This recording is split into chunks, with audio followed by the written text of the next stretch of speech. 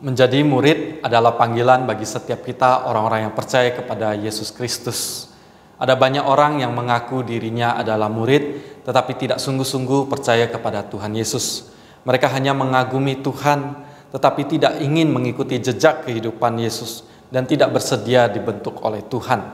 Hanya menerima apa yang baik dan menguntungkan diri sendiri, tetapi tidak bersedia untuk dikoreksi oleh firman Tuhan.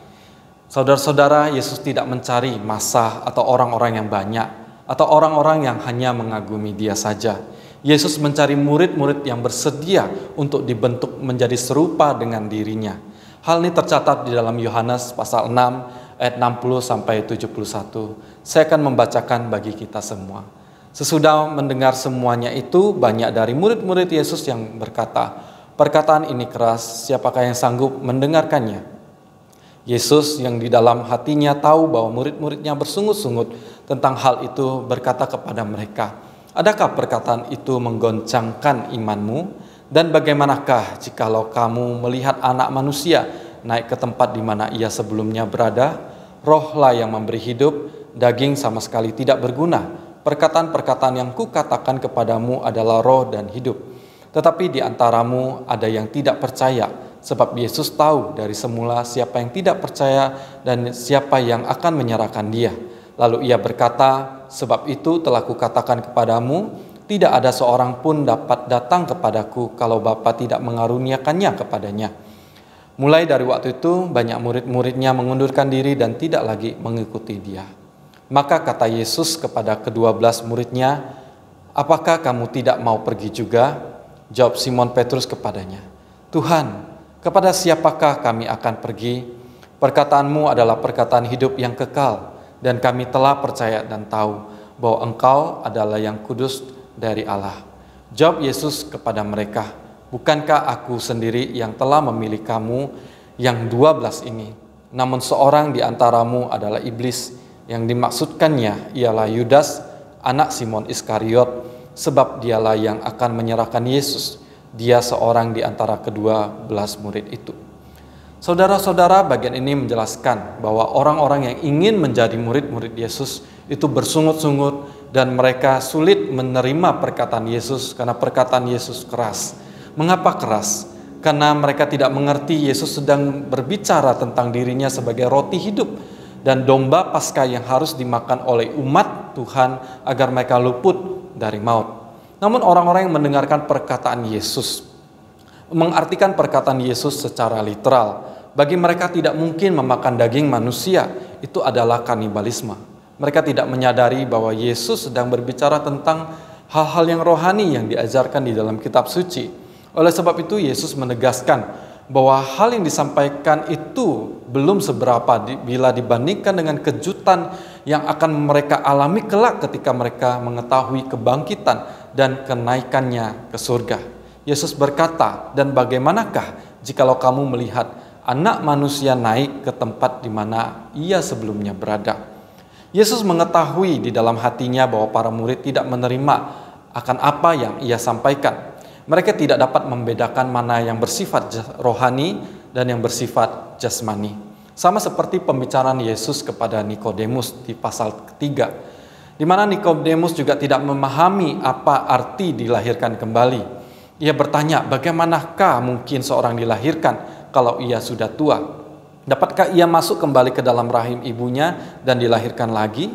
Namun Yesus menjelaskan bahwa yang dimaksud dilahirkan kembali adalah dari roh dan bukan dari daging.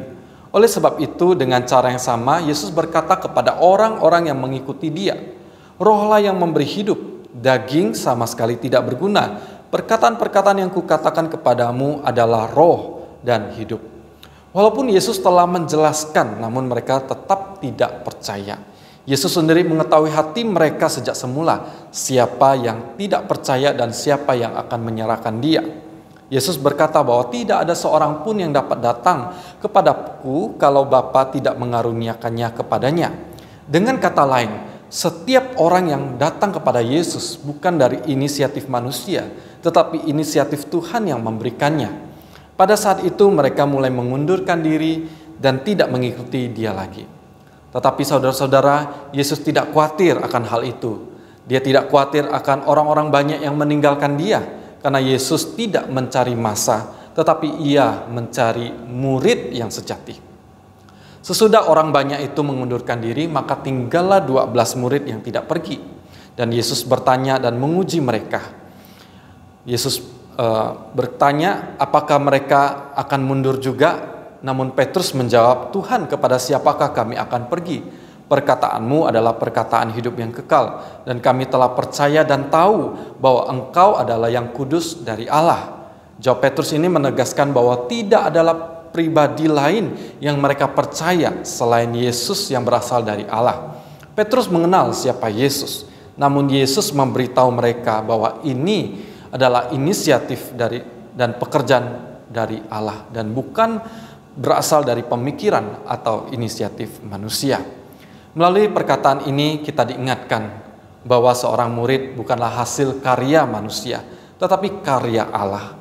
Salah satu ukuran seseorang dapat dikatakan seorang murid yang sejati adalah mereka mau percaya dan taat kepada apa yang dikatakan oleh firman Allah. Walaupun firman Allah itu keras, sulit dimengerti, atau membongkar sisi gelap dari kehidupan kita, maka kita tetap mau percaya dan taat kepadanya. Kita tidak bisa menjadi murid yang mau mengikuti Yesus di kala nyaman, tetapi ketika di dalam keadaan sulit kita mundur. Jika demikian, mungkin kita bukanlah murid yang sejati. Atau jangan-jangan kita hanyalah seorang penggemar yang hanya menggemari atau mengagumi Yesus Kristus. Kiranya firman Tuhan ini boleh menolong kita menemukan makna arti dari murid yang sejati. Tuhan Yesus memberkati setiap kita. Amin.